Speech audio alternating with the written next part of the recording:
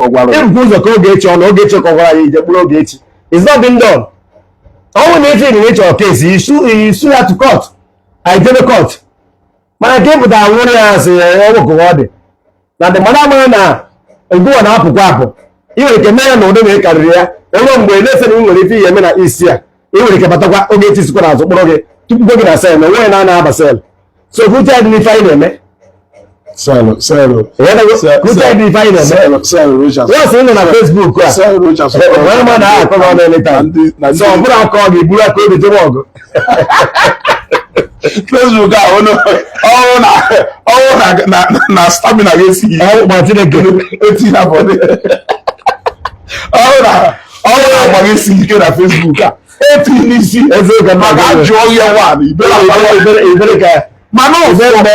for those people who are content creators. Yes. Because some of these people are content creators. Yes. They are all content creators. What's in Facebook now? I call name exchange of press with your follow this thing. Like a content creator. Yes. Let's say I'm not alone. Go away be done. Yes. Otherwise, yes. I may choose to respond to you in any way. Yes. The same way some have chosen to keep calm. Exactly. I responded. Exactly. But all I'm on Facebook. Anything can happen. The only thing no matter what you keep making now. Let's say I'm on Facebook. If I'm able to do I don't know. I'm on Facebook. If I'm able to do na Ndoria Jena back in ya Nisia is a legendoria. Oh, dear, I'm going to go. The cover of this way from January. But we are buying in Facebook. Now come on, echo now, now, Kokolagi.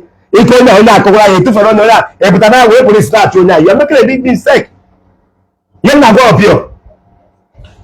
Iwele Wangole Nangoma Uloke Nawani Weruso. As a man, you couldn't do anything. Yes. And you are jubilating. Now why you doing it?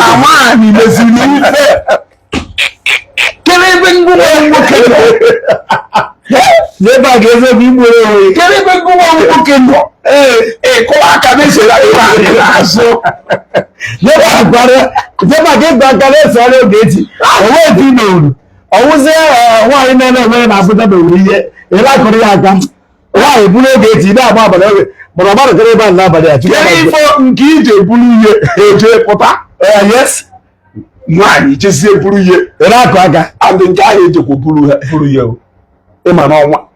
Oh, why you call it one? Oh, why I know. Jepaki, I can move you. Jepaki, I can Jubo by foot. Oh, may get in the right. Jepaki, oh, why I'm Barabuto. You want to go? Oh, Jay, why make sure I go? Where's that? Thank you. Never get why make sure I go? Where's that? Thank you.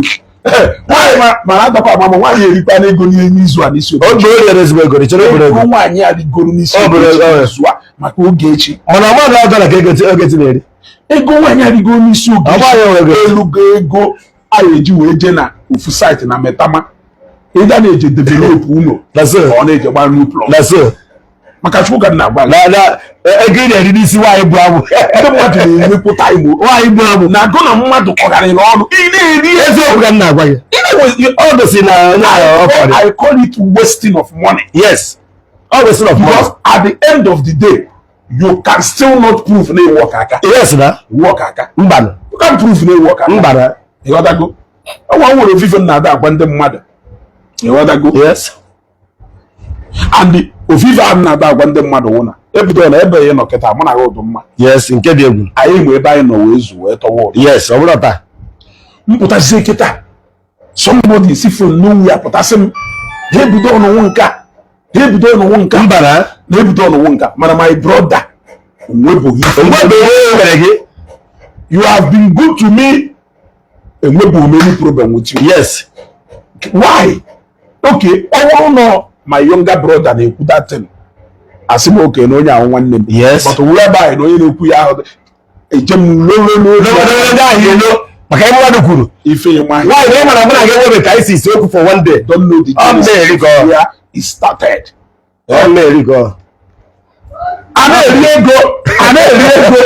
anyị ejije n'Imo steeti shepụta ụmụdị ikpa 20 or 30 keheye 1 million or 2 million ana-eri n'isi Ogechi Ogechi karịsịa akara Ogechi mụta nta ihe na ọmanya property ọ na-etinyere ihe nke ji na-ego property na-arụ ụlọ ebe ọkpata Ogechi arọpụta ihe ọnụ ebe ji paakị dubizi eje vacation oje China ego oji Egypt osi Egypt bata enwere paakị mere nhazi nwoke ọnụkwa jee paakị jere ego oje China mgbe ọ na-apụ ka ọ sị ka o jego machine electric machine onye ka jee paakị uru machine kịta godi o dobe anya na jee paakị enwebu visa China before as I'm talking to you onye ọ na-achọrọ ije China kịta with a new visa, with every plan, with everything, he had to go 4 million naira. Then China came wedding, almost ready 4 million naira way to China. Then the China, I let the China customer message, the message 8. Man, machine 8 hours, not a go. Oh, but that is easy. Jack, you got the elevator, hotel, August Siriano, but August Bobata, Nigeria, or August Siriano, even now, DJ Bank, if the government see the 80, Bob gave you over 4 million naira job. I come on China, in visa China, then, but I believe 4 million, book a plan of with the expenses and the launch in our hotel. Not a major. On the Catholic, we will get the also for young women. I say that, or him out on a way. They see the 8. Every don't go name. Because we are saying, don't go say, assume that's it. So they have the self as big add drop is now the same comment. You now, Jepa ki go machine is you. Mana, if you the mother got a on a machine, machine now they take 1 year before Ndocha Halochaye. And they will take 1 year before Ndocha Halochaye. Yes. Only take 6 months before a organ shipment. And Oga shipment, go to the machine now. Go to the China, my ego machine, I could do Ndocha. Onye sendere m star Chichi Zebe, thank you very much. Ego machine ahụ ka o ji ekwu ndị ọcha. So ịkwụ ụgwọ machine ahụ. Yes. Ịkwụ ụgwọ machine ahụ. Yes. Machine ahụ na-eteki ndị ọcha 1 year. Wee rụchaa ya. Ofie na-eteki ndị ọcha nothing less than 2 months iji wee rụ. Ka ị na-akọ ya nke a. Arụzie machine ahụ rụchasịcha machine ahụ. Shipment ya na-eteki 6 months then before machine ahụ esi China wee bata Nigeria. Take another 1 year. Which is Japan because that's true. After giving this video, nobody Igbo, yes, with the perfect, yes, la perfect, what is Paria? After giving a computer. After that day, image of video, and once it gives you a brand and I say, now, but I put them in here. Can you look at perfect? Yes, we were just yes, but I want a perfect perfect China. I was able to take in every Japan. That's very yes. That's Japan. Yes, you want that perfect go na China. Perfect ways the party. They will very oh, let them go carry na after na pay. Ono to get no attack it. If you I don't the pedasada. Almost any no the rebel perfect material. La chema so Japan na ja to matano je perfect ja. Akosha bu nda ko machine. I don't know machine parking Jesus. What are the business? Machine machine if Nigeria the guy take 2 years and 6 months. The guy yes, they go machine so that then machine have Nigeria. Yes, to clear that machine have batana wolf and alert every system needed on a wolf and activate it. Yeah, you should not benefit. I use Josie na Lausa. I use Josie assistant. Yeah. Controller general. The port authority. Yeah. Controller general of custom. Go must come to the port but I be container machine out. Will lack I expect that machine. The Quanya. It's nobody if you can now. Then all you just here. For machine if finish everything I need in a port. Yes, it will take another 3 months. The Quanya. Even like one Japan but I say now but they go get it. Because yes, you better equate because as you don't get the going inside, but all of Bobo for many years. So all my money now. If I'm not now, always in that control of the military machine. All control of the military machine. It was a case offload this machine. Okay. Claim blue. But they went away house. Which you got up. Hey, they went away house. Yes. Hey, I must if you a blue from our papa. We got to do way house. Where said it? Maybe in the Dumambo or weapon. Yes. Offloading this machine alone. Oh, cows. No, never machine offload. Kebulu Yano away from the platform. So even when I walk in Jelu, so na China, I in the for them for machine here, but on Nigeria, it take close to 3 years. Not as better. Never get a grandmother here. Separate next 2 months. So now get out of the machine all you wait for 3 years before we transfer the machine. We put to a neighbor. If all Jelu go to mining, go Jelu. I wear hunting, go Jelu. But I'm more like I never said what the Congo water. Zeba the control the go. So if I'm a business machine, I will machine. In a expert machine. Oh, video. That's the mother. And I say now, but every channel near 2 million 5. Every channel you make because so that you work on that year. Man, Bosolo do manya no maya pafe. Man no Bosolo do offload to no, only at the Gamano. Only at the for only a market. Only the go to China motor, make a video no be or so no jamu.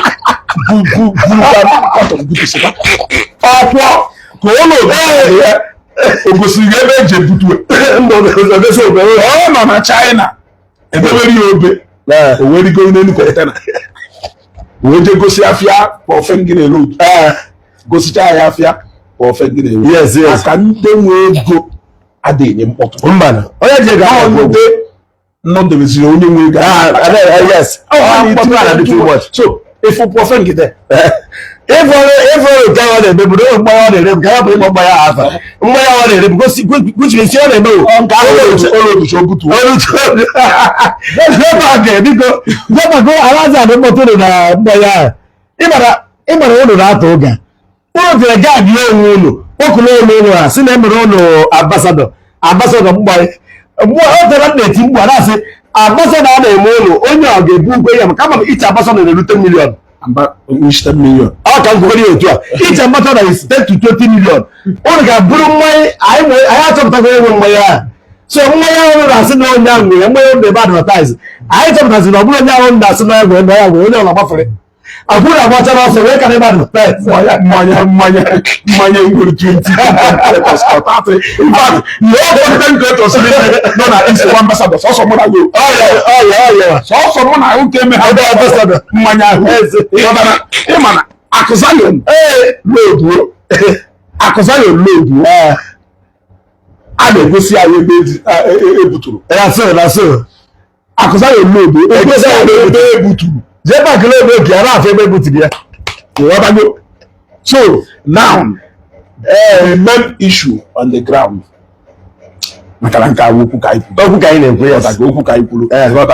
So even the way Sakamanja you can do it in any way. Yes. Based on my best autos. Video. Mbacha video. Ile besi manya ichi. Can make a video na the same house. Oh, very bad. Agbo you can. àwọn ọmọ ẹ̀sìn pátákó àwọn èyí ìbò kẹbàkẹ́ okòwò àmọ́ owó bẹ̀yẹ fẹ́ bá kékeré okòwò ẹ̀dá tó nà tó sùn aláàsì ní ọ̀yà ẹ̀wọ̀n wọn bọ̀ ẹ̀tàn àwọn aláàsì náà dùbọ̀ ìwé mọ́yà àìmọ̀ ilé mọ̀ mọ́yì onye mọ̀ mọ́yì wò lẹ́pọ̀ lẹ́tà nà nne ewu ebe a mana ụlọ achọ ịgba ya afọ maka ụlọ mana ụlọ gbaa ya afọ mmanya ma aga ya ụlọ zuo afọ ya mana àìmọ̀ ilé mọ̀ mọ́yì ofufe m na-ekwu na Ogechi mba Ogechi na-apụta n'abalị ya pụta anyị nọ miti isi Ogechi ga-apụta n'abalị Ogechi ya enweghị mmekọta ka ha na-epụta kama ya mụnwa nwere ezumike mbata FCT mbata Abuja ma Ogechi apụta n'abalị abụrụ ezukọ na agbapụla ụbọchị in fact taịm ya elu Ogechi ji wee pụta Ogechi apụta n'abalị a ụlọ ga-afọ na FCT tụmọrọ nru Abuja mmesi etu a korie n'aka gopụta ebe ọ nọ nru Abuja mmesi etu a korie oge agbara mmadụ ka mmadụ n'obodo na-apụta ekweta mmadụ ka Abuja n'ebe ọgwara nke a na aka bụrụ Ogechi is coming out jee paaki sị na ihe nyere ya ahụ n'abalị a anyị na miti sis jee paaki sị na na-achọ m achọ na Abuja nke n'ụtụtụ bata Abuja ka taịm nne oge eji pụta ruo ka a ghara ya bụ oge ọga ebe niile mmecha mmekọ na-ekwe na oge apụtara n'abalị a flight anyị na Abuja esi niile Arisa Abuja by this time to this time I want to talk to Oge on phone mgbe ọ na-apụta ozugbo ozugbo ọnwụ na taịm ahụ nyere ha ruo if I don't speak with Oge on phone amarụ the power and stuff ezugodu akwụkwọ maka nwoke dị ime abụrụ nwoke dị ime o nwere ego eji eme kesi ọ na-enwetara ego ọ na-eji emere lọvịlọvị ya na nwunye ya na-eme ọ na-enweta ego ọ na-eji maka onye ahụ ije vacation na-aga ya nweta enough money ọ na-eji take me around the world maka ifo promise ya baby I will take you around the world agwọsọ nwunye ọga I'll take you around the world. So, a na-ekwu maka nwoke dị ibe anyị na-ekwu nwoke dị nwere ego eji eme kesi anyị na-ekwu maka ndị nwere ego eji eme kesi anyị na-ekwu maka ndị nwere ego eji eme kesi onye nwere ego ya akọchikwori ofu mpana Rizala Ezodimegwu ihe nwere efe elu igburu kesi a na-ekpe na Abuja ka jee paaki nọ Lagos nne onye mposi ihe so na amụrụ atọ o si ha yes aka agbara n'ezikwu Chineke abụghị nyema bụ ime egbu mmadụ ọ ga aka agbara n'ezikwu aka eze gangam nnukwu mmadụ na Nnewi ezigo apụkịta m n'aka n'obodo gangam afa anyị ga-eke supa odogwu anyị ga-eke mbata Lagos ọzọ ka m bịa n'ebe Enugu Gangan House of Love in a special way ịghọtago ife ọ na-alụ ebe a Gangan na trade fair now okay Gangan yes Gangan ọkọmentịrị ebe a yes ọ kọmentịrị na lekwa anya ahụ Gangan ife ọ na-alụ ebe a Gangan ego dị too much Gangan House of Love ọ na-akwado iwu akwụkwọ mana ịma na onye ọrụ na-efu n'iwu akwụkwọ anyị nwere ụfọdụ na-eche na onye ọrụ na-efu n'iwu akwụkwọ wụ small boy ụfọdụ na-eme mistake ọ nwere ndị ji maka something wee bata iwu akwụkwọ imeji ya eme you can't take them for granted mana eziokwu ka ọ na ụfọdụ na-efere ndị ọrụ batara iwu akwụkwọ bịara ya ayọ no eziokwu ka ọ na ọ ndị ji nkwa wee bata ọ ndị dọbara ife wee bata Gangam ụwa ga ndị na-enyekwa ndị mmadụ aka akwe a na-eke ego gị na peji lekwa anya ahụ ịghọtago so you people should go and follow Gangam media nke ahụ nke anyị mana na ife m chọrọ ime kịta mbatala Lagos yes mma chọwa jee paaki ebe niile akwe ọ gwara ihe eji agba flat ya ọbụna gị jere ya Lagos mba egburu ọkọ mbọsị a na nne mgba nnukwu ha ọ pụta nwụna ọkara atọ ọka ebe ịchọ eze ji Lagos nwụrụ kala ọka na ụfọdụ woman anya ebe ọ tọrọ ọkọ afọ m dị woman anya mana o gosiri kichin ebe ọ na wee na-atọ dị ọkọ ebere m egbuo Ka we bedo no chi na nwadia. Dojetere. Oh, da wala ide Lagos na so je park. Ba bo na village. No, Ba ta go village. E mo gbe mo nwadia. Ya. Nebe. Amu nwadia na Enugu Ukwu. Amu nwadia na Enugu Ukwu. Abogwa mo we my dear. Ebe ọ mụrụ nwa dị ya na Enugu Ukwu. Ebe ọ mụrụ nwa dị ya na Enugu Ukwu. So, mbata Lagos kịta mma chọba J-Park. Agwa mo see him. Biko chọba ka ịgbanye na nwere aga. Oge elugo, oge mụ na eyi ti dị ọkwa. Skip Darlington na futility. Ịghọtago ka m wee na-eji ebe ihe si okwe ya na-eji ezama ibu anyị ezigbo ndị na return 360 were isi ntinye na-afọ ya ahụ ya ekute usi ugbe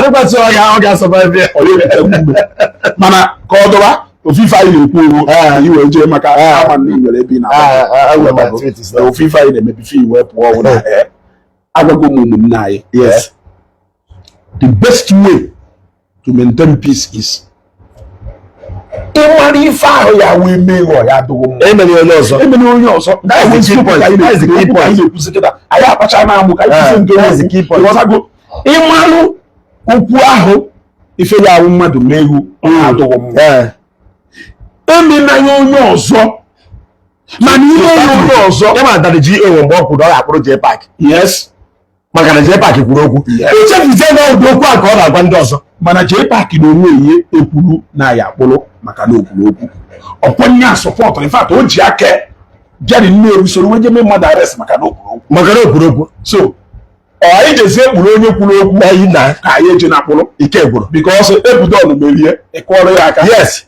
ezugo mee ya ebudon ịbaba mba ịghọta gị ife ahụ na-efe ya so now mmechakọrọ ya wo ịmara ife ahụ ya mmadụ mee ego ọ ya adọgbo mma emere onye ọzọ emere onye ọzọ ma na ihe ihu akwụkwọ ịghọtago karịa ihe enye ọka eme gị kpọrọ onwe na ọ na-ata ezere ugbo na-aka agọ ịghọtago because ọ nọ na Facebook ibe ete m na-enwe nwe ya ọ na-aka asị because ọ nọ na Facebook ịchọrọ ịka asịrị pụọ n'ihu akwụkwọ mana ịnọ n'ihu akwụkwọ kọ mmadụ ọnụ na-aga akọkwara gị oge we come out strong. That's the only thing na go ife m na-etipụsiri isi maka American citizen maka ife ndị mmadụ jee n'embassy wee nweta visa ọ dị ebe oge eshiwa American citizen ọ dị ebe nke onye ahụ na-ekwu oge eshiwa American citizen ịmarịche na-asị o American na until mgbe m ji wee confirm American citizen na onye a nwere American passport ka m ji wee mmalụ ịchọrọ gị ga gba ndị mmadụ pụtazi ya na ezugo ije deceive Ogechi ọba aka m Ogechi mma nwekwa onye na-ekwu maka agbara nwaanyị deceive Ogechi wee kwa tiketi over how many million Nigeria bataluo driver na-ebugharị ebe niile ọ ga bifo ịgba akwụkwọ US shot ka ya bụ ịkọba asịrị na ka ya bụ ịkọba onye na-agbọrọ ezigbo nwanne m mma ife atị dịka ọ adị mma like ka ife atị etu a ka ntiri gị ọkpa ka mbata ka m mesi wee kọt ebudo ka gwa ka ya na-arachi dịpụ bikonu ezugo na-abịa ezugo na-echi ya ta ọjọs ka o dupu nwe ya bịara ụga ịghọtago maka ọrụ ụdị ya ka anyị nọ o dupu mbedu ụnụ ya ga-alọkwa wee frichie maka emesịa nụ daalụ okay yes continue mmechazie ịghọtago ndị na-asị na ezugo ebia deceive Ogechi ezugo ebia deceive Ogechi mmụọ nke a na-edeceive Ogechi American citizen ai Chineke unu na-ekwukwa alụ ngwunwa na-edobe ahụ Ogechi nọ na Nigeria Ogechi nọ na Nigeria ijeda na Ghana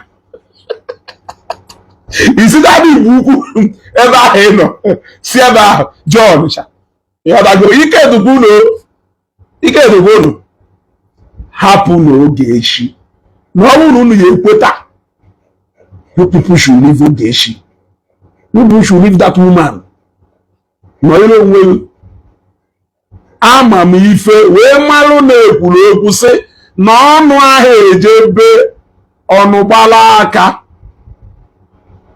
ịghọtago ọnụ aha ejebe ọnụ gbara aka mụnwa wezugo nwere ajọ ọnụ ikwugide okwu ka m nke were m iwe ya echefuo m background nsi na chefuo so many things mmammi aka na ana n'ọnụ m ịmara etu a esi agbammi aka na ana akpa a na-amammi aka na ana n'ọnụ mmammi aka na ana n'ọnụ na-enwe nnupụta nwụọ ihe onye kpata na-ebia na comment section ebe mmadụ gọrọ m iyi ewee nje respond otu onye agọrọ m iyi ife onye ya bịa na-asịghị ezugo n'ịma na-ewu ọsọ iwu public figure ka ọ na-ewu gono ọ na-ewu onye ndị mmadụ na-enene they suppose you dey behave in that manner.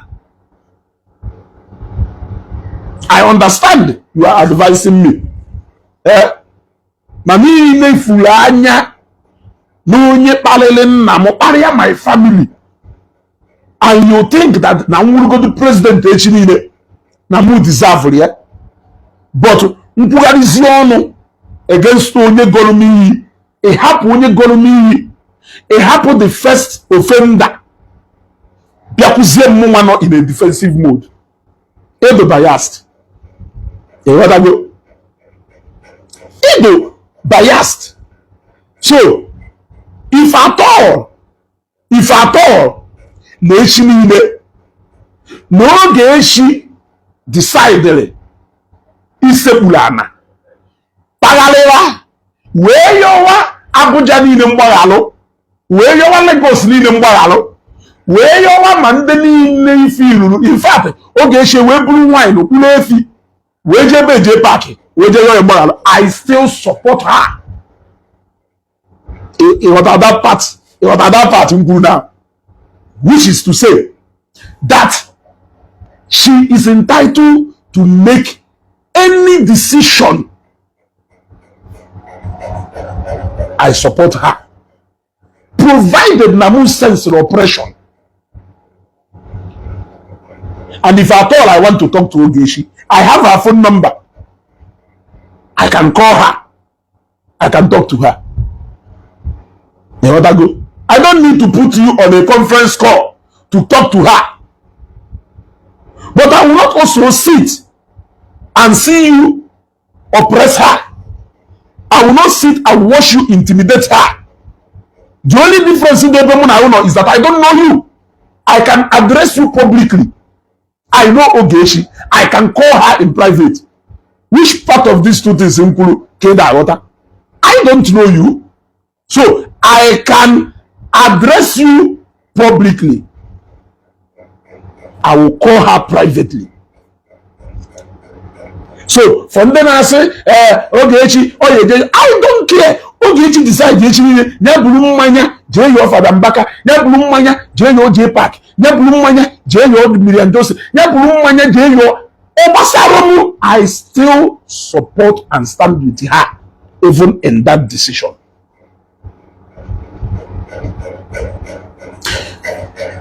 Since you want, animal like it, either I don't identify with the oppressed. I have said it countless times. I know how people try. In fact, I followed them out with a lot of people during Oprah issue about COS. But why was I standing firm with Oprah? It is because I have watched all the people who are throwing stone at Oprah. I watched their intention. What is their intention? Is their intention really to get justice for the COS victims? The answer is no. Is their intention really to get to the root of the matter? To know what actually transpired in that COS saga? The answer is no. What is their intention? Their intention is personally Okuro and Igbo. Or the innocent or the guilty Okuro and Igbo. You want to go? So why will I reason with such people? I don't have to reason with such people. I will rather go for fat. I would rather go for fat because the fat is there, but no matter how you try to stress on it, they don't care because the result they are looking for is the downfall of Okuro and Igbo. I had an interaction with a few of them before I actually came out on Facebook. How do I say, no way pride? Oh, way pride. All I can in the ego. Blah, blah, blah, blah, blah. Oh, I use to chai. Oh, from VVIP WhatsApp group. Yeah? Oh, now, fear. No way pride. Does it have anything to do with COS money and our church? No one from VVIP group, WhatsApp group. Does it have anything to do with COS money and our church? No, I like in the ego. Does it have anything to do with ego COS and our church? You see, so because of that personal vendetta, you want to come and change our whole mindset. He may be that evil man to you, but he's not to us. Have you seen? So that is why you only feel determination more during the time of COS. And let me tell you, Okuro can bear me witness. Okuro can bear me witness.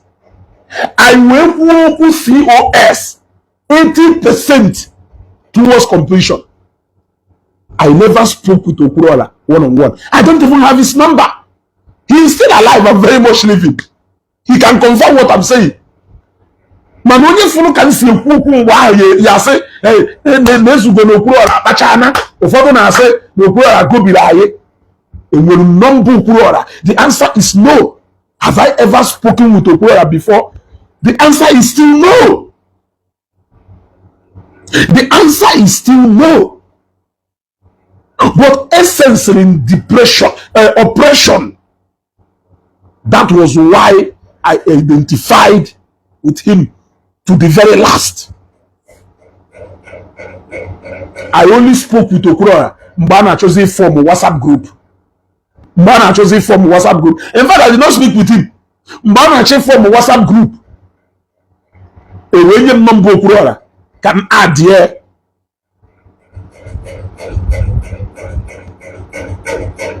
Can add here. Now that WhatsApp group. That was when I had Okuro number for the first time. But I still did not speak with him. The only time I spoke with Okuro on phone, one-on-one, Okuro is still very much alive and kicking. Let him confirm if I'm lying. Was when we celebrated birthday last year. That was like how about 2-3 months after COS saga. That was when I spoke with Okuro for the first time. The truth is the truth. You want to go? The truth is the truth. I have weighed everything, every reason why you are looking for Ogechi Okeke Njaka. I did not see any that you are not guilty of. Na my protest against arrest Ogechi. Wuni de shakam a block wango. Iya funde ya da go okotokwu iyi udi Ogechi agogo mmadu. Ọ na ego nya. O firu na deserve ka go that iyo. Mana si no Ogechi na akpari mmadu. No Ogechi na eme nka. No more respect for women. No more respect for nka. If you go this empire, you will calculate will comment. Igbago this empire. For the moon na oya olosho. For the moon na oya apuna. Nwanyi no na di. Show him what I did on Facebook. I'm not even talking about Ogechi because when I condemn Uge, in fact, even the mother you know, a dictionary, browse work, I browse with you, Ego Ogechi, they clap for you. Ego Ogechi, you are a good woman, you are a superman. That is the only thing Hatchon. In fact, in Choketa, I have a pair back, or my customers go right on. If you don't go Ogechi, all manner of afa.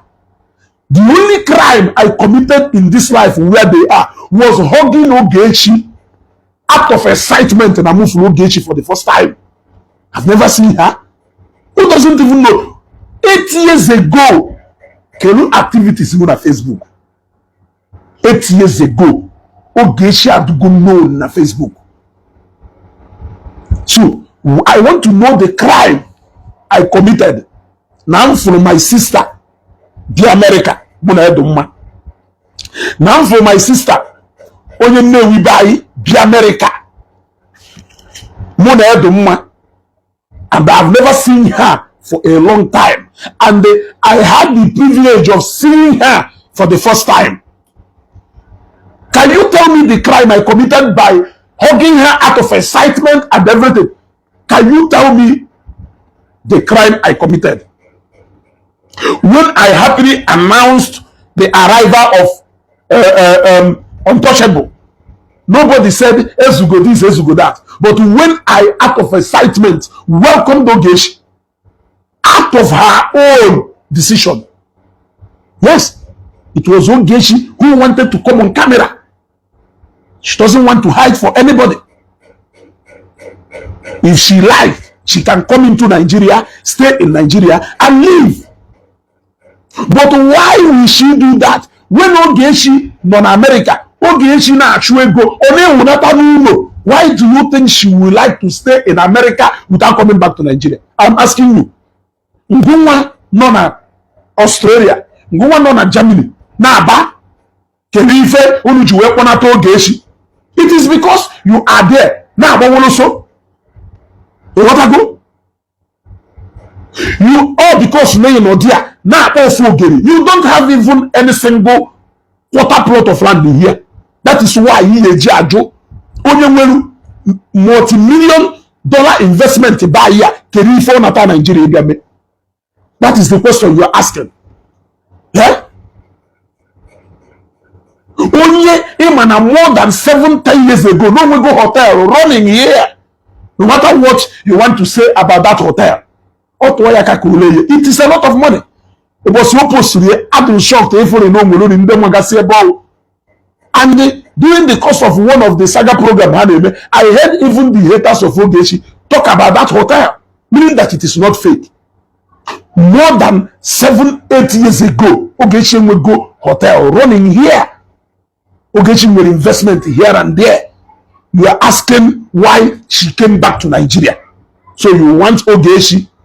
For Ogechi in America, now ego, even as a citizen, she can choose to live her life in America, enjoy what Americans are enjoying, yeah, and be by there without suffering. But Ogechi wete go Nigeria. Ogechi wete go Nigeria. So if Ogechi na show, Ogechi no wona na lele. A hustler, experience goal. A born hustler. Ono na America na shoot go. One wona te na Nigeria. Ngwa nozi there. Ina akpati ile eri. Ina akpati woje na agba club. Ina akpati woje na agba Nigeria is ho. Nigeria is this. Obodo okwa adro. Oife na agba Nigeria is hell. Onye nke sere no Ogechi deserve her. Say Nigeria to kagoro. Eh? If only no, you won't even mind to stay here. If only no, you, I am asking you, in a position of Ogechi since January, what will be your condition? Tell me the truth. I want you to tell. Let us be truthful. Now, can you be truthful? Once. In a condition of Ogechi, what will be your condition? Tell me the truth. Now, no go one. See if you look at Germany, America, but Nigeria. Where problem Ogechi will. Where no na Nigeria from January out to Keta. Can you condition? E kaya da patamuni huwa uko. But you see her enjoying her own mansion in Abuja, going to the site to go and passport here. In my passport, you can work your entire life to get that passport. You may not get it. Yes, you may work your entire life for that particular passport. You may not get it. That is world power. I wonder, some of you, to believe that you are in the same category with that woman. That person is deceiving you the most. Ogechi Okeke today. She will stay in prison, come out, and still be a super lady. You may still be suffering while she come out. Oh, but enjoy rapa if they will nakawani they will ife. If you want a one ya, oh they will ife. So stop pitying her, pity yourself. You should be pitying yourself. Who don't even know where your next meal will be coming from. You don't even know what next year holds for you. But you are feeling pity for a woman who has worked for how many, even though no cleaner call in a hospital, even though no get you cleaner call alone a hospital. My sister JUK just the other day, can you walk about UK? Obey wine and wine. Can you boss UK? I know how far. When you say an American citizen, she can stay in Nigeria for 2 years. She's still better than you.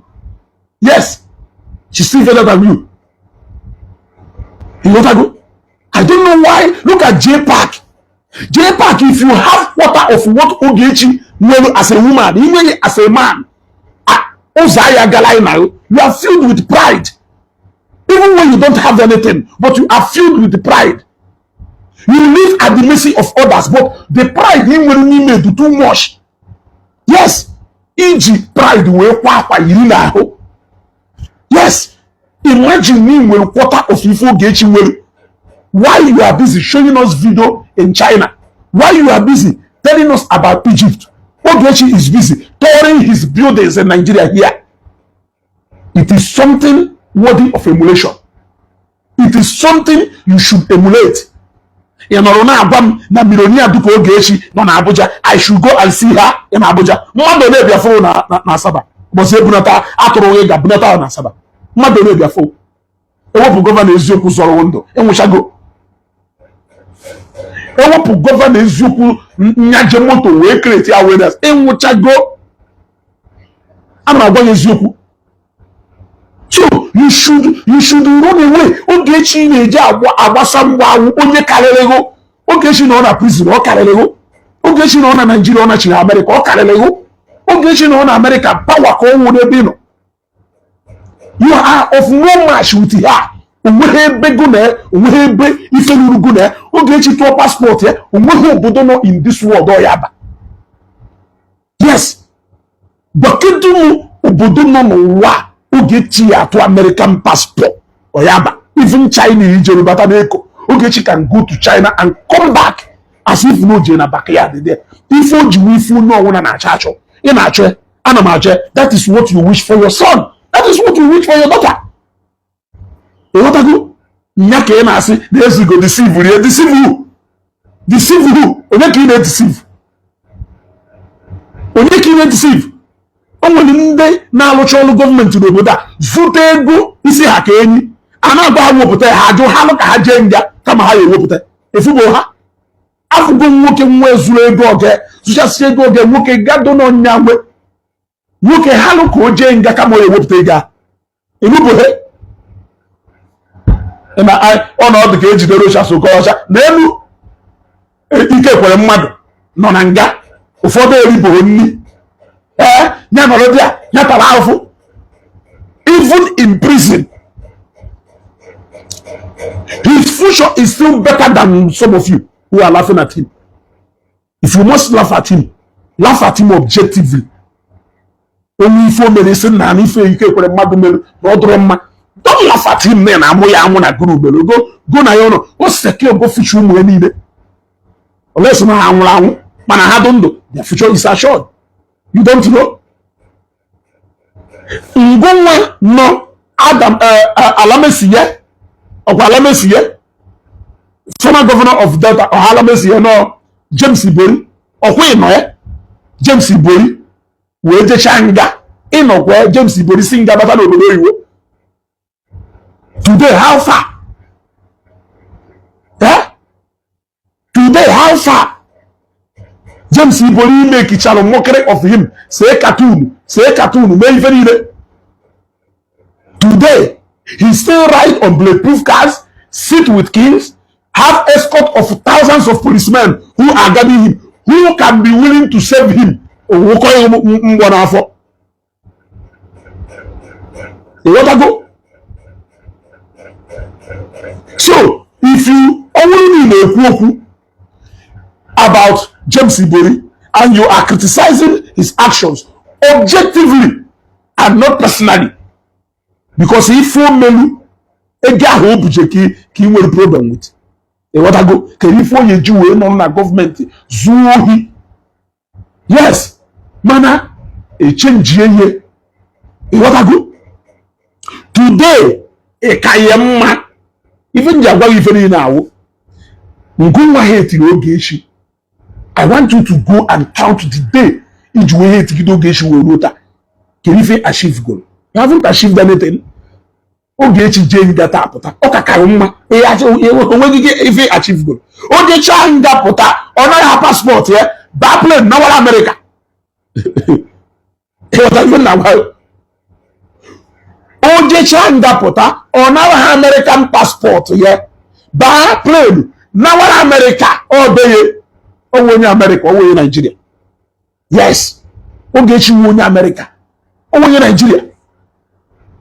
Oh, we problem in Nigeria here. American government, we know that no Buddha. American government, we know no Buddha. Ngoma no we problem na Lagos. Family woman we problem. Ana ma do ajuju. E mana aputa na Facebook happy fire dey ku. Ana ka that thing.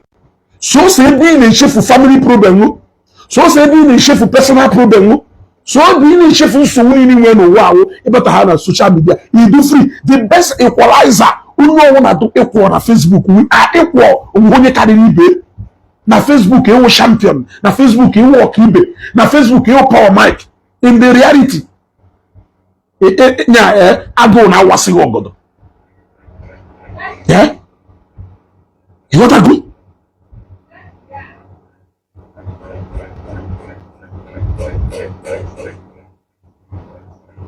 So sometimes comment for the moon. I'm Ogechi this, Ogechi that, Ogechi has been arrested, Ogechi this, Ogechi that, Ogechi that. Yeah? Even Moke Sereno Moke go Ogechi Colono on America. You have to wait for a woman. You have to wait for a woman to come and take a pound of flesh for you. Yeah? So you know Ogechi make case. So all that in make case never do Ogechi at one night. Where give me case. Mama, ije will all know bakunye nike one wala bamba. Yeah, if I had a kuna woke riche go woke no show go one wala akoko. Nka nwanyị nụchala ọgụ nwoke nwere akụkọ. Jenu gwa je park na ezugo say no a typical example of nwanyị nụcha ọgụ nwoke nwere akụkọ. Jenu gwa n'ife mkwuru. Nwanyị nụcha ọgụ nwoke nwere akụkọ. Man is not meant to be a storyteller. Man is not meant to be a storyteller. If you can count the day you started fighting Ogechi till today, and you have not achieved anything, and the most funny thing about it is that only Jolo, na moto, na ya na akwe, olugido olu oge lunch yelu, onorebo de lunch, na ya na akwe, everywhere, na ya na akwe. Jane Ngopala, for example, you know if you go to Ngopala Mbogechi, how many plots of land are you Mukundozo? It's not a joke. It is not a joke. It is a reality. You devote to the whole of your time. Or Guru Ogechi on Facebook has never for one day deprived her ₦1 you make. She looked for money everywhere. Look at Zoro Bitters. She eventually became one of the biggest investors. She is looking for businesses. She is always willing to roll out money to do business. Not every day. Ogechi this, Ogechi that. Can you achieve goal with that? You are depriving yourself your happiness. You are depriving yourself your joy. You are even getting Ogechi arrest. You are even not happy because the fear of unknown. Now, Hunter, you are scared of waking up on Monday morning and seeing that Ogechi is free. You are scared of waking up on Wednesday to hear that Ogechi is America. This has been your fear. This has been your panic for nothing. For somebody you don't have a business transaction with, for somebody you have not done anything with, you have put yourself in this kind of bondage. For the sake of who? For the sake of Ndenya na Enweroku. If you have a goal for years on Facebook, and they are not even tired of doing that. Ngoma dị independent apụta bịa kolilo na asị ma isi Ogechi this gbuo na Ogechi gbuo na Ogechi ụfọdụ n'ime ụlọ ka dịkwa single nyanwa anụ na di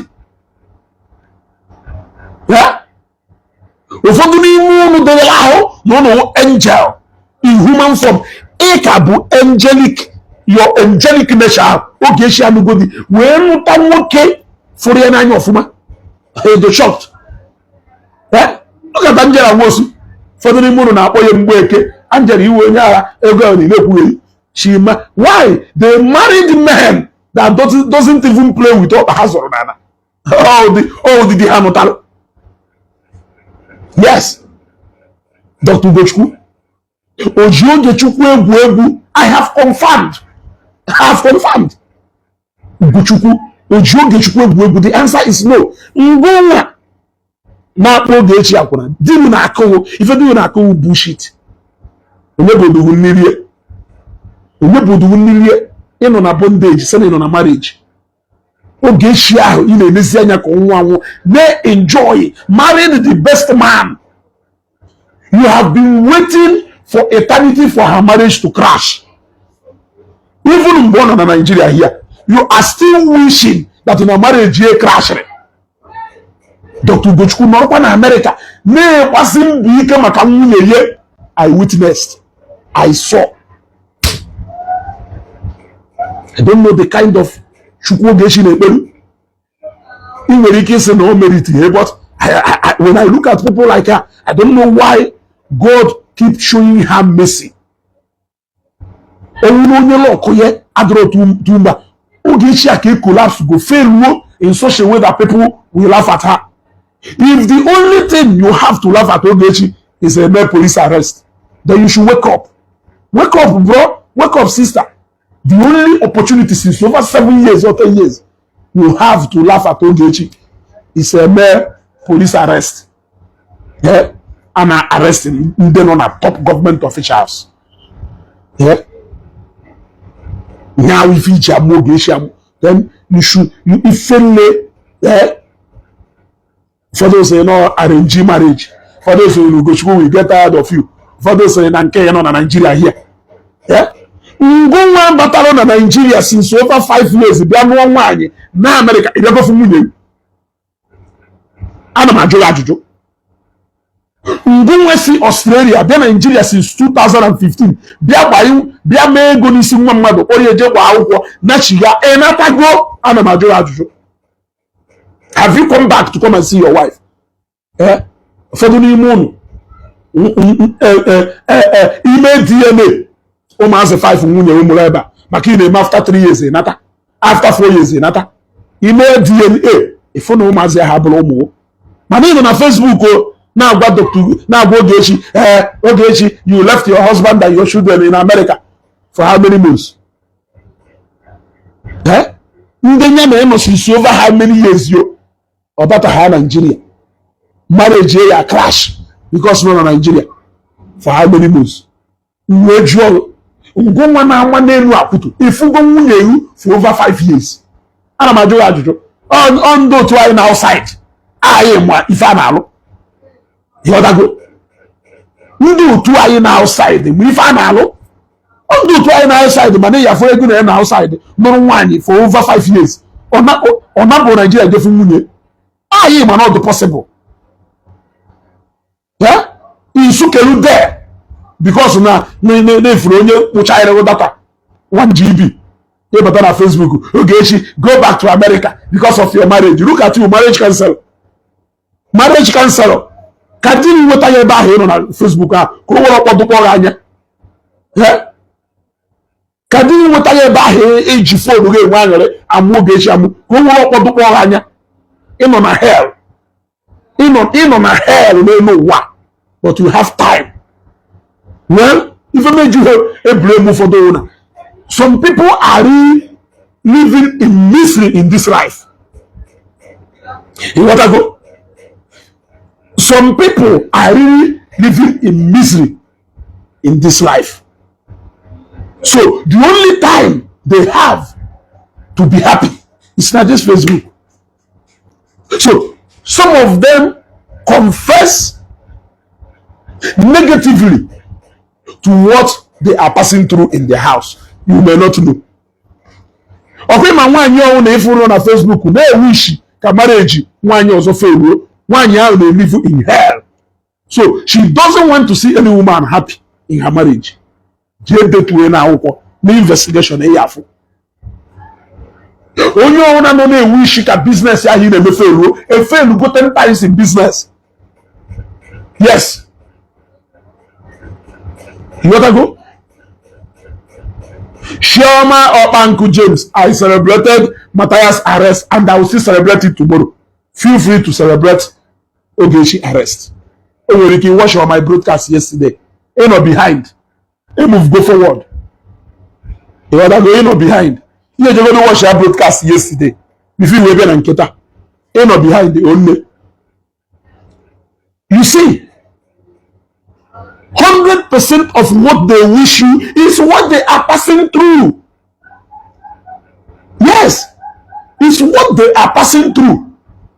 If your marriage has not been collapsed, if your marriage has not collapsed before, how do you know how a collapsed marriage looks like? How do you know what even leads to marriage collapse? I don't know. You wish you mad if you're like you have known happiness all your life. You have been happy. You have never been in a life of misery. How do you wish somebody to suffer? Have you suffered before?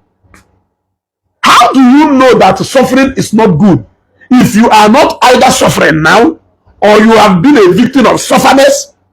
How do you wish somebody what you have not experienced? I'm asking you. Ask yourself. Huh? Why are you wishing Ogechi out of experience? You know how it means when your husband abandons you, especially because both of you are not together. Are we communicating? Some of you express yourself on Facebook. Look, let me tell you. In the later stage of my engagement, now this Facebook, I will turn to a relationship therapist. Yes. Yes. A relationship therapist. Number one. Number two, I will be here for people who are depressed. Only because I have understand. When you speak, I know where you are coming from. When you do sad, you can never hear sadness. Ifeoma ayada pianon. What I go? Ifeoma ayada pianon. Look at you. You have been in America for years. You have not stepped your foot into Nigeria. You saw a woman who came back to Nigeria instead of you to tap from that grace to say, one day, I must reach my home in Olodia. In Olodia. I don't understand. Some of you are sad. Some of you are sad. Some of you are sad. You want to go? You want to go? Some of you are sad. Okay, for somebody to this guy, Wilson Okechukwu. Some of them are sad, and nothing can ever make sense to them. You want to go? How can you be fighting somebody whose grace is bigger than yours? I have said it. Some people fight those you should be learning from. or you fight those. Somebody gave me a testimony this morning. I will not mention the person's name, of how Oge helped her to secure the job on Alotata. I will not mention them. Somebody told me of how Oge helped her to secure the job on Alo today. Can you wake up tomorrow morning and tell this same person to go against Oge? You see, woman in America, you should be learning from Oge. Forget about her social life and her on Facebook. You should be learning from her. She is industrious. Yes, she is industrious. When it comes to being responsible, she is more responsible in her family than you. She's in a successful marriage. How else can you check if a woman is responsible? If not the woman, if not that woman has sustained good marriage and she not a happy home. How else? Do you know when you people started praying for Dr. Gochku to leave? You want to go? Do you know, okay, Mbadan Ojoto, let me block you so that by the time Ogechi everything goes so, I will bring you back. You want to go? Relationship therapy from the Zion alone. I know some of you started hating Ogechi because of her involvement with Zion. But I blame all this Umoko Konde Zayona. Orancha Umoko Nda Potarisi no Ogechi Melinka Zion Michiko disassociated with Ogechi. Only when a Zionite and the news that na common sense about Ogechi. Iwo and the one only when a Zion and news that na ko yati mako Ogechi. Iwo nyeri emahife ewatoro ewu me in a light blue. I'm sorry. If you don't as a relationship therapist, relationship therapy from the Zion alone. That is to show you where some of the hatred Ogechi went today. But you will see somebody on way a Zionite will come out and tell you, somebody like Mexico TV. I am Motawoke. No America, I don't know why in Nigeria. I'm Hasimojon. No America, Kurumwo Nyocha, Natuna Yenu. Kurumwo Nyocha, Natuna Yenu. Akuna ye ba kwa mwano nanka. Yes. Akuna ye ba kwa mwano nanka. You will not remember what I have said today, but I'm not praying that you will remember it tomorrow. I'm not praying that you will remember it tomorrow.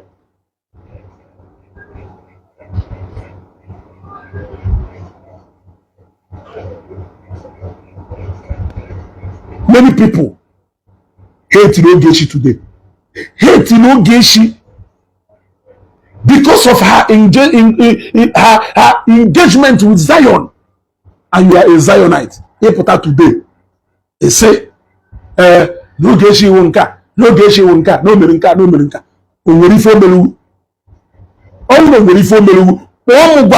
I will call her. In fact, Ogechi until a conference call. Oge, Nefonya Kuru, ne. If you to settle immediately. No one will inform direct. No Muslim Ezugo, Nifo Geshi Melum, upon Nana phone, Tina conference call, connect ya immediately. Oge Yaza. Even West here, Nifunya complain with me, because Kepan or Kowa, if I set to work immediately, but he hate on her for nothing. Because no love evangelism Kobe. Don't say no love for the same evangelism Kobe. You have fought so many people because of evangelism Kobe. But Ogechi commit a crime. Njekite, whoop time comment, whoop start comment, ebe na call no. because of Evangelist Ebukobi. But Ogechi Meruye isolu nde kpọrọ ya asị, isolu ndị na-achọ ka e crucify ya ye ha gọlụgụ join offer. Join offer. Maximum respect for all the many Zionites. They understand the difference. Anyway, you go Zion. All the Zionites, I know so many of them,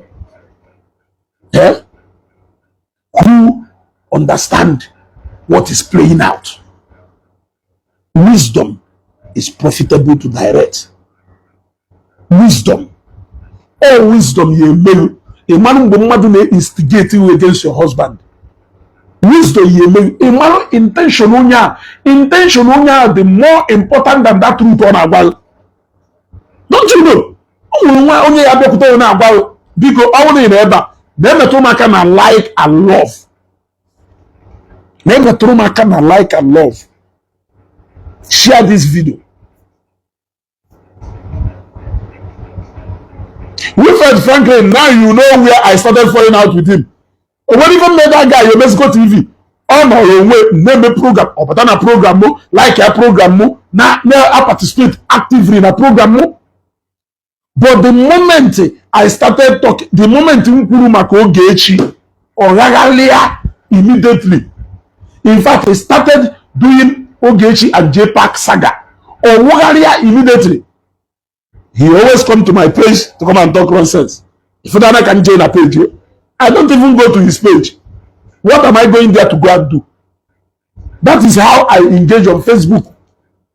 If he may like what am I coming to your page to come and do?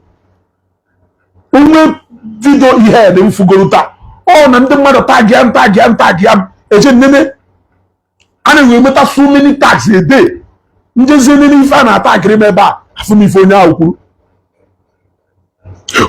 Yafum Nano Katanketa, Cochasiopam, Jimena Mexico, Nanjeri, since what you will be this has made a page. Has made a page.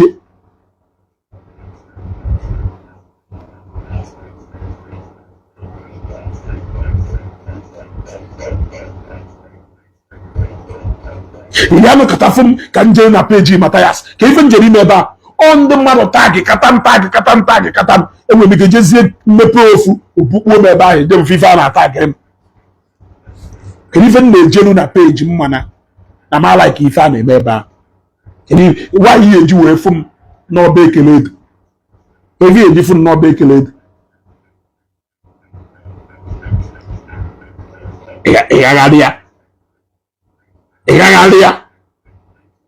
Onya batana kwema this life. This life the minimius. This life the minimius. You other go? This life the minimius. Asering kama ego mark azo kaya pun na Facebook aye mem. I will make a word na Facebook. I would rather forget about it. Ego kwa Facebook na akwu ya akwu mu melu mu na mma afo eziokwu mmekwu mekwu ye ka page m yari en apụghari en ego. Meaning what?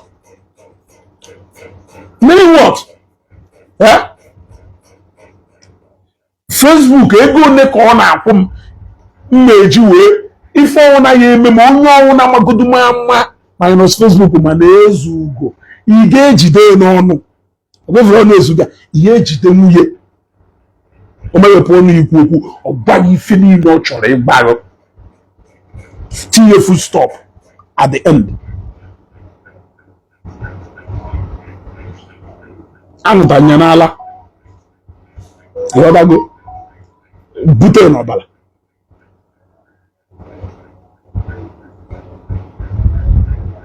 So tell me, can you fool me?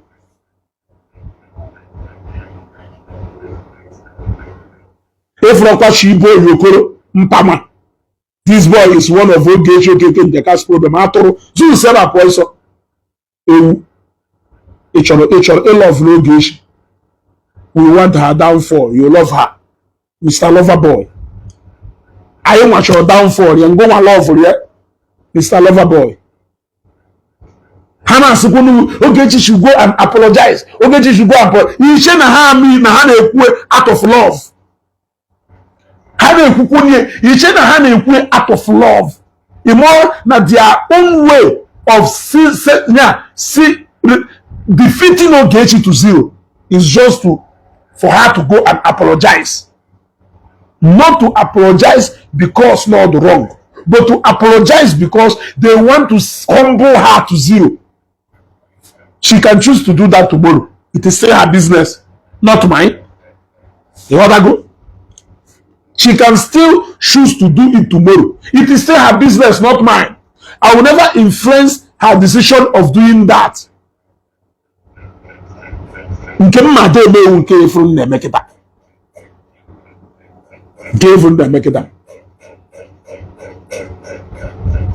moment Ogechi back on my page, harmlessly, Akowa James, one more comment, you are off this page. You want to go? In fact, off this page. I don't even need to caution you again. Learn to be a silent fighter. Who is fighting with you? Go to Muna. I say learn to be a silent fighter and stop bringing out yourself. Go to Muna. Kamuna run azo line on a motor park. Kamuna run azo anam. If you run azo, you just learn to be a silent fighter. I'm not Jojo. I'm not accusing sense here. Because you have not even accusing sense here. But you will be objective. I will be the river with the but let us learn now. Cannot somebody from game go since you able to fight like this woman. You ask yourself this question: how can you continue doing one thing without getting any reasonable result? And you say, Emokona, time and the energy, emotional thinking and stress in the vote go to Ogechi. All need na one business to kill people. Kaketa. Ndị Togo na ndị Congo ya bịa egoro akpụkpụ nya ị na-alahụ ụla ibu oge n'isi ị na-eri nri ibu oge n'isi o wee wụrụ na ị na-alahụ ụla n'ibu biznes akpụkpụ ya n'isi ị na-eri nri ibu biznes akpụkpụ ya n'isi ịbata ime engagement ị na-engage maka biznes akpụkpụ ya. Can you tell me why you will not be a successful shoe seller? Mana ije na biznes gị lahụ ụla if I caption Oge must go to prison. A man put us both active. Man in allow go out. The good business is just the good business is just the good business is no nya na gonna dangote ya amaka. Man you know all the business you don't allow customer put up work. You come here no. You learn how yeah. He learned how to be customer friendly, but you are teaching Ogechi. They put on a line, you pull on say. Then you on a line, mal as a jomado. Yeah, Mama, you want to go and lecture Oge? You can't do no. You can't do no. Can you? Energy. I don't even know how all this saga of a thing started. I don't even know the origin. I don't even know how we got to this point. But looking at what Okuro Randibo is passing through today, I can understand where it started from. Especially with the fact that Oge actually was one of the people who started this on Facebook then before Okuro and all these people were posted today. So looking at what Okuro, good man, is passing through today in the hands of some of our brothers, if not because of how wide social media has become now, In your page, it will make wasango. If it was those days only few people on our Facebook, especially in this our Igbo community, I know never. But today, only on our Facebook page, you know that go. Only on the Twitter, TikTok, only on our social media now. So it will be difficult for you to build any propaganda and it will start. That was why COS saga for Yakata. Oh no, those days, Abalu Ogechi saga de Kumba, Maka NGO. I'm sorry. Because those days, people can only wash. And those people believe we comment more and convince some other people to believe. But because of how versatile people do on Facebook now, COS will put that on your own way, Mapute. We a logical conclusion. So these days, there is no matter or controversy or propaganda that can last more than 1 month on Facebook. Ogechi lasted more than 4 years before I started on Facebook. Ogechi lasted more than 4 years before I made on Facebook. It can never happen now. Oh no, Kakita. It can go beyond 1 month. I dislodge on more complete. Judge one day Lovett Zion Alpha. Judge one day Jonathan the Padlock Key Alpha. In fact, what is that controversy that has come to Facebook now? And it has lasted for more than 1 month. You cannot see it. But during those days, Ogechi Batana social media move move NGO. Did all this fundraising in the modern today? Ogechi started it. Side here. Some group of people recruit one with her. They recruited themselves because they saw something that is strange. They saw something that has not been happening before. Oh no, they can maybe do apota. It's called Onicho Committee of First actually meeting. It's called on a WhatsApp platform. Some people people feel strange, but today it is normal. It was a fundraising online to them. Or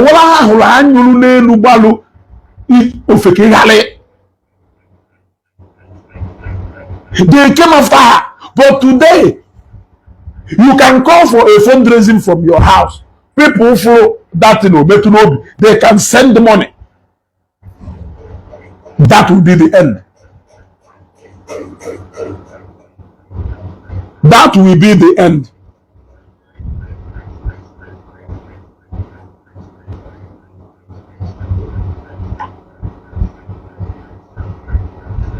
Anyway, I think I'm going to draw the curtain here.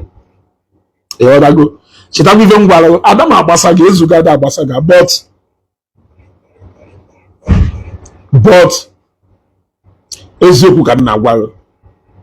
You